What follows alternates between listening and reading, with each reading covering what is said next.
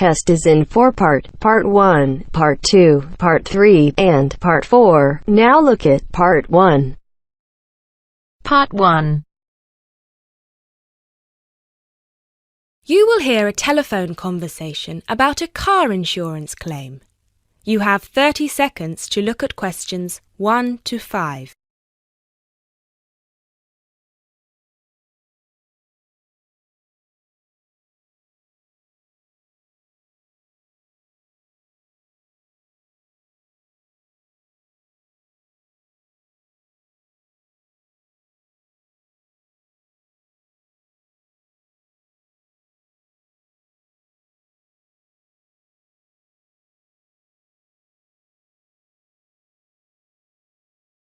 Good afternoon. Watto Insurance. This is Janet speaking. How may I help you? Yes, hello. I would like to make a claim on my car insurance, please. Certainly, sir. First of all, I'd like to inform you that all of our calls are recorded for monitoring and training purposes. Is that okay? That's okay.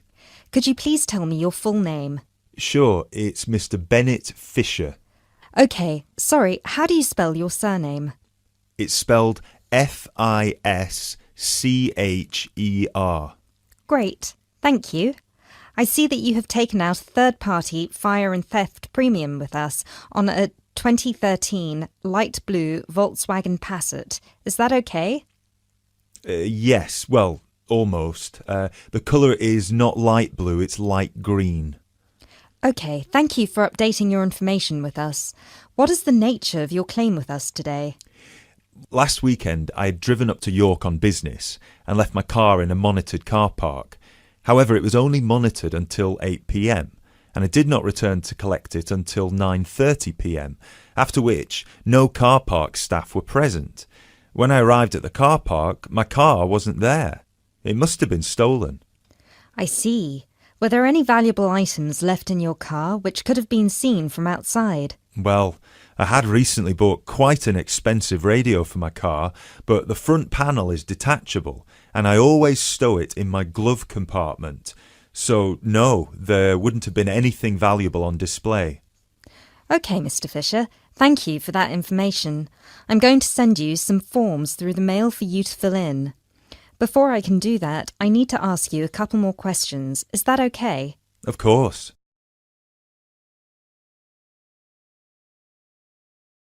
You now have 30 seconds to look at questions 6 to 10.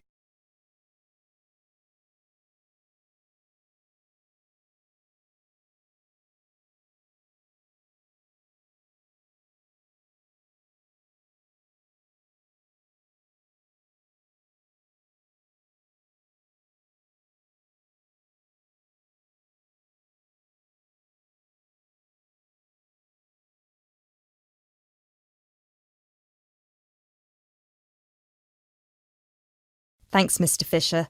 First of all, could you let me know your policy number, please? Of course. I have it right here. It's G34C245. G34C245.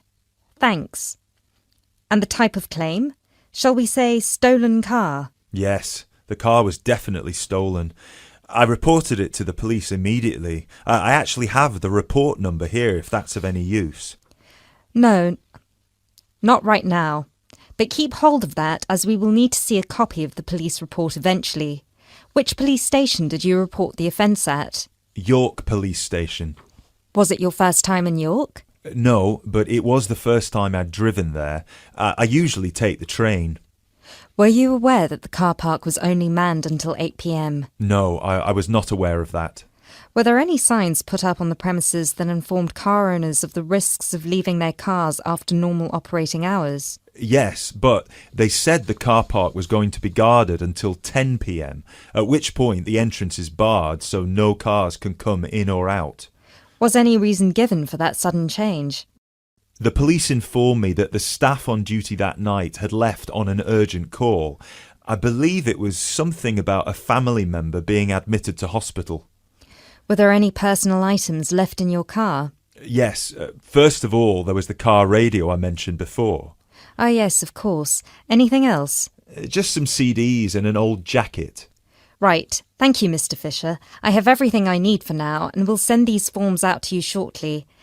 When you get them, please fill them out with as much information as you can, and where possible, include copies of any relevant documents to support your claim, such as police reports and registration details. Once you have returned that to us, we can then start to assess whether you will be eligible to receive compensation. Do you have any further questions for me today? No, that's all. Thanks for your help.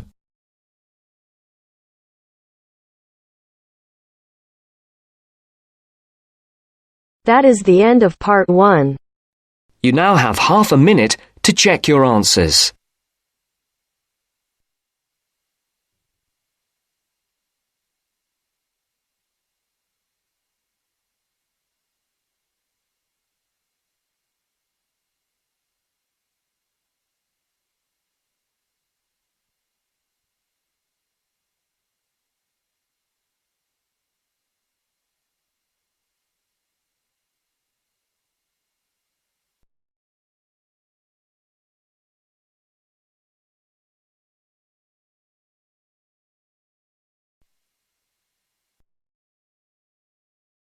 Now turns to part 2.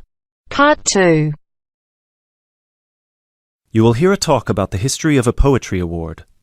You have 30 seconds to look at questions 11 to 15.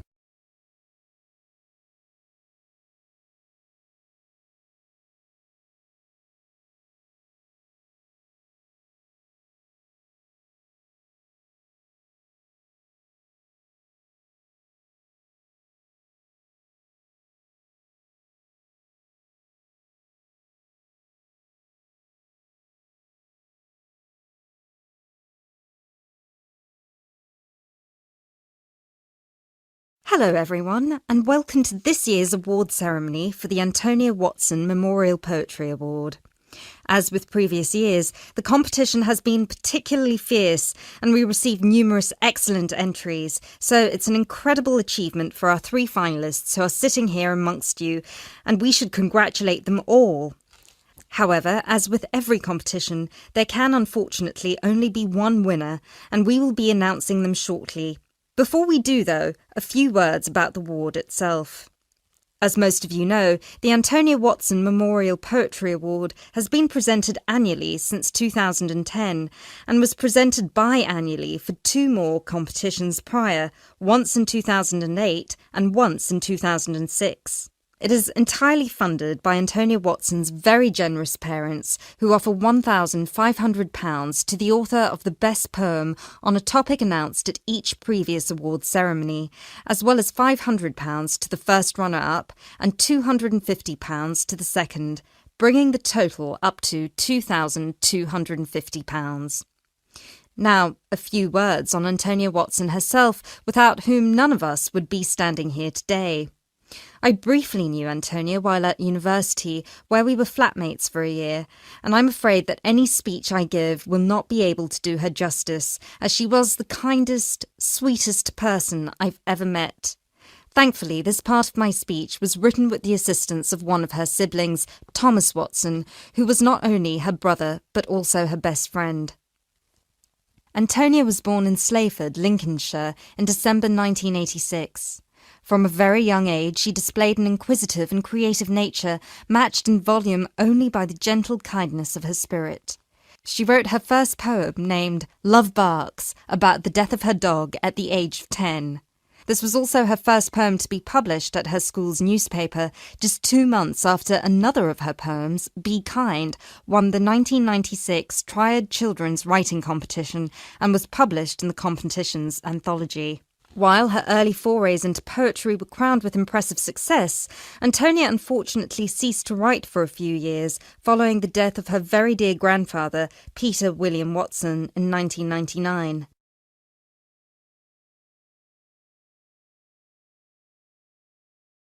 You now have 30 seconds to look at questions 16 to 20.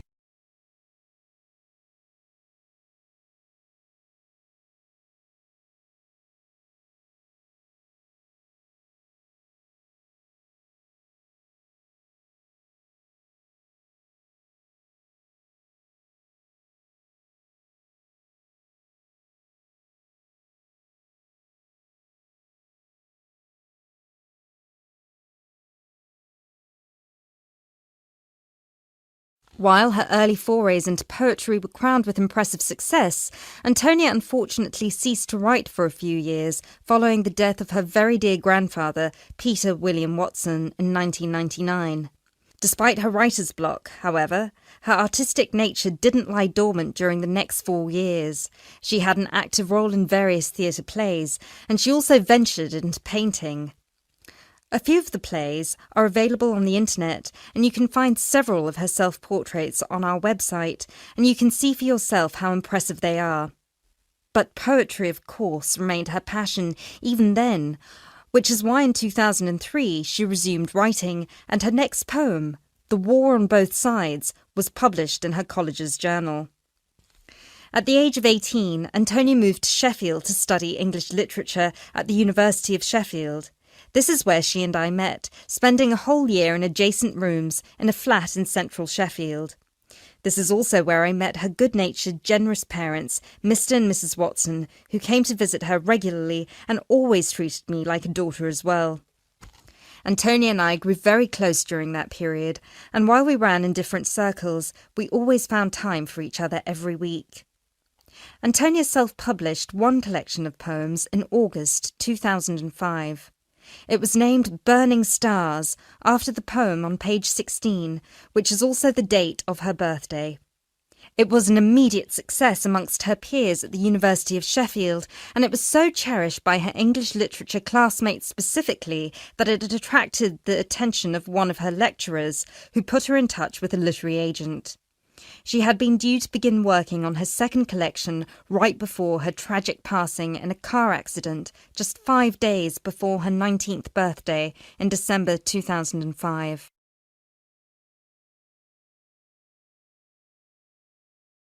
Antonia was always interested in societal shifts and how they affect humanity as well as the environment, and this award was designed to reflect her faith that regardless of what we do, we are all inherently good.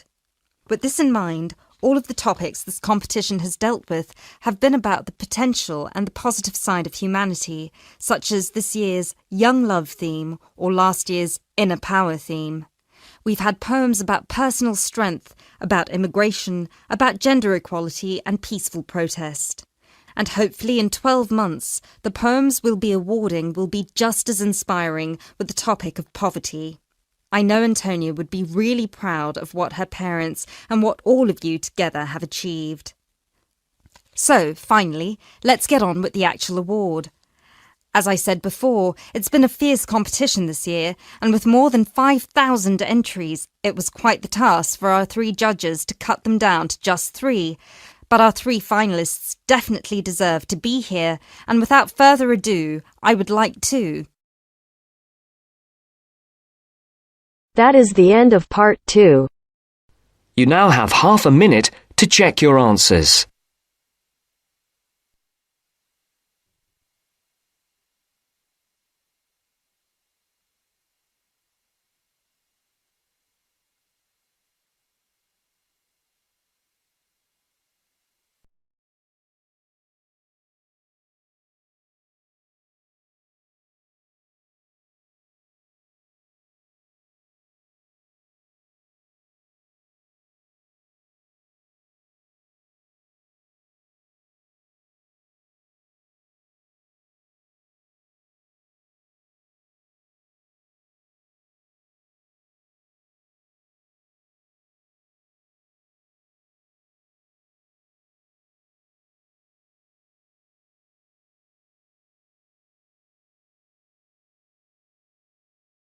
Now turns to part 3. Part 3. You will hear a conversation between 2 students who will discuss a project they're working on together. You have 30 seconds to look at questions 21 to 27.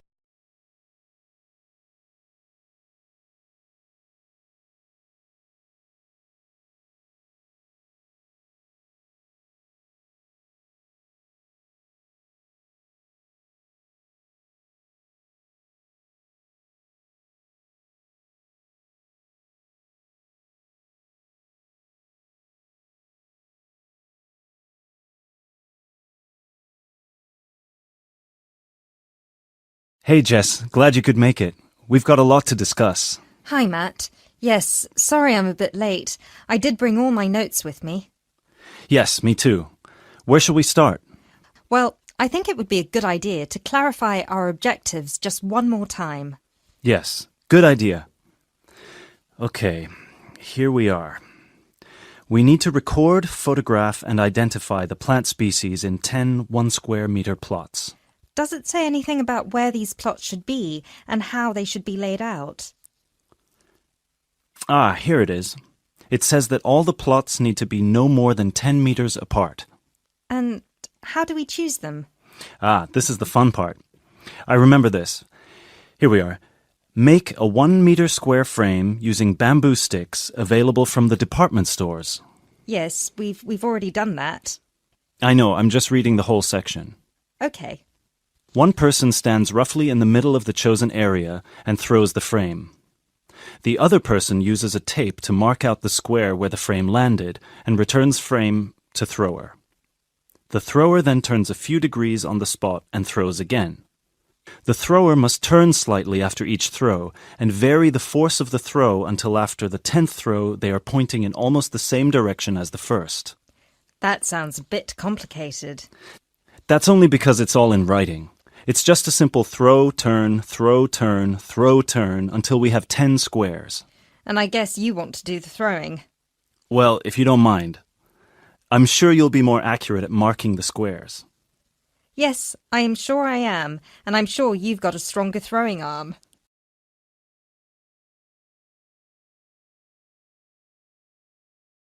You now have 30 seconds to look at questions 28 to 30.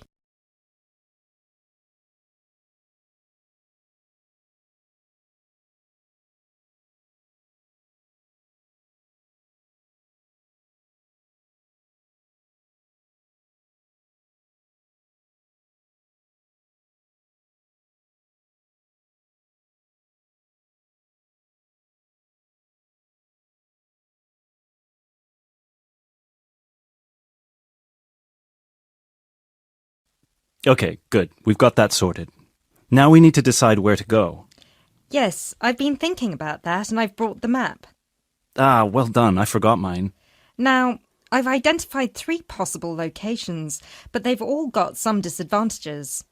Okay, fire away.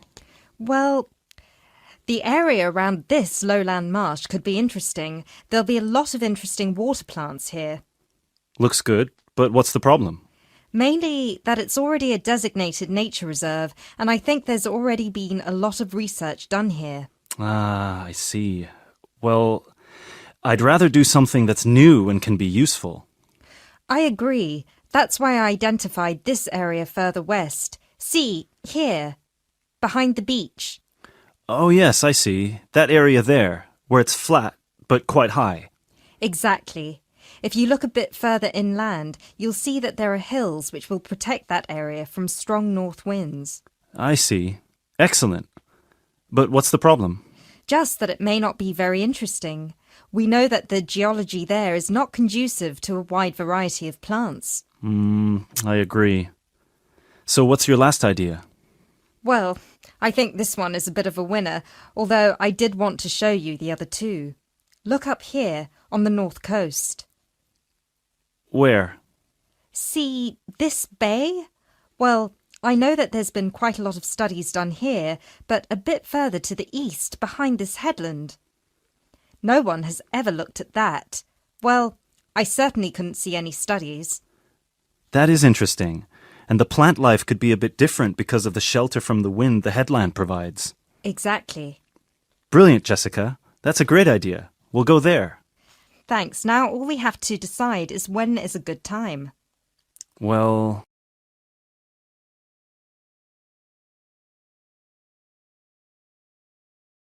That is the end of part 3.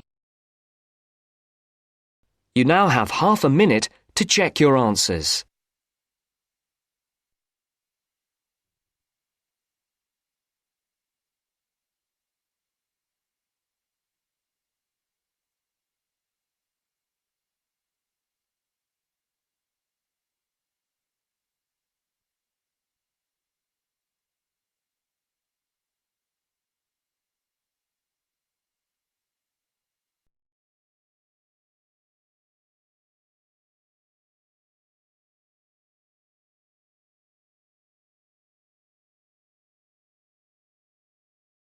Now turns to Part 4. Part 4.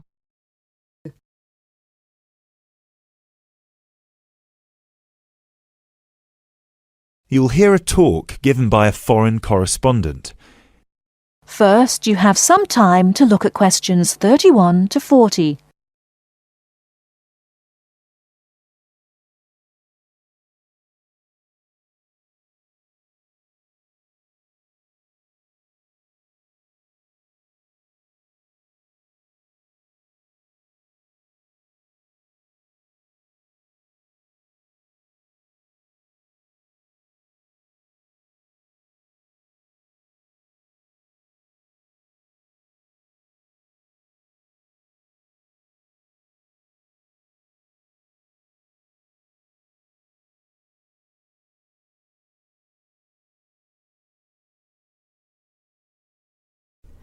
Now listen carefully and answer questions 31 to 40.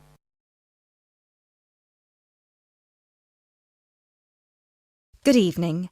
As I assume most of you are already aware, I have been asked to come here and talk to you, essentially give you a quick overview of the life of a foreign correspondent, along with a few tips on how to become a successful international reporter yourself, should this be a career choice you elect to pursue. So let me start by this. Don't become a foreign correspondent, at least not due to the romantic notions that come attached to this job, or what you've seen in the movies. Being a foreign correspondent does not mean exotic adventures. It doesn't mean finding yourself at the heart of the action and putting yourself in danger to inform the world. Let me just tell you this. 80 journalists are killed each year in the line of duty. Many more find themselves in prison or are attacked. You need to think hard. Is this the sort of career I want? Is this the kind of reporting I'm interested in? And only after you've carefully considered all the pros and cons should you decide. But let's focus on those of you who believe that, yes, you've got what it takes to be a foreign correspondent, and this is definitely why you decided to study journalism here. You're all third-year students, which means I don't need to waste my time telling you the basics. Of course, you need to read a lot. Books, novels, newspapers, blogs, and of course you need to be acceptably proficient in various media skills.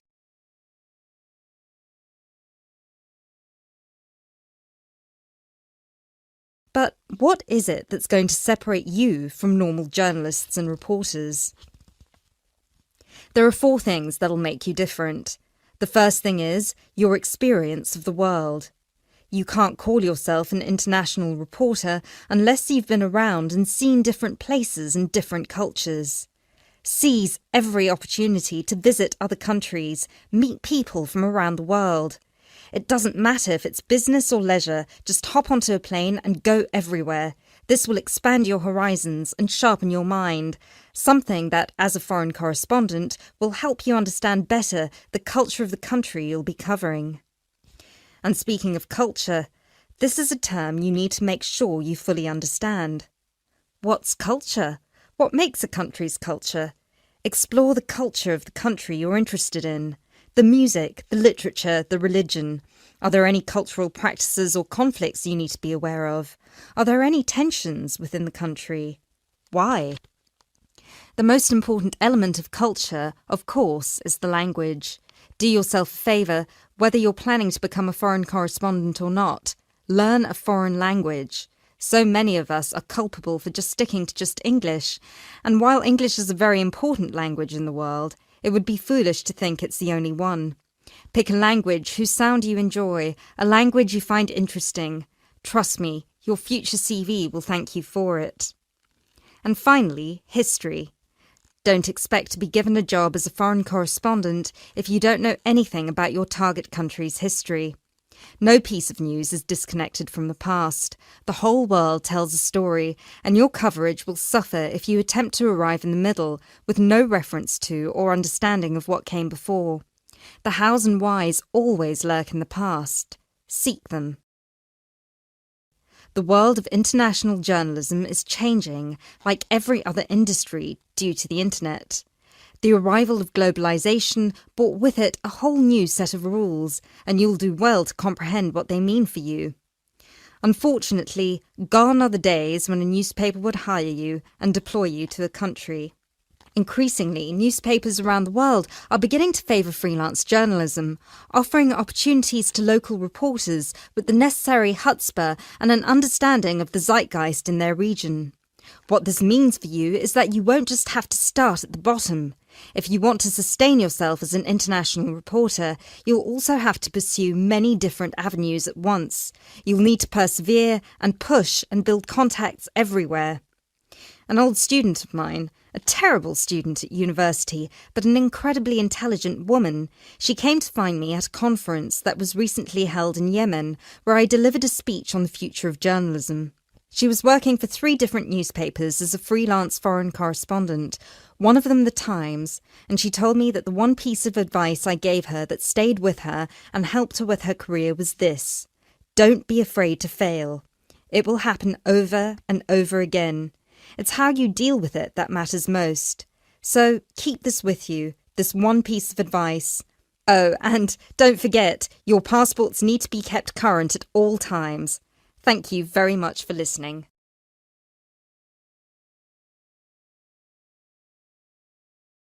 That is the end of part 4. You now have half a minute to check your answers.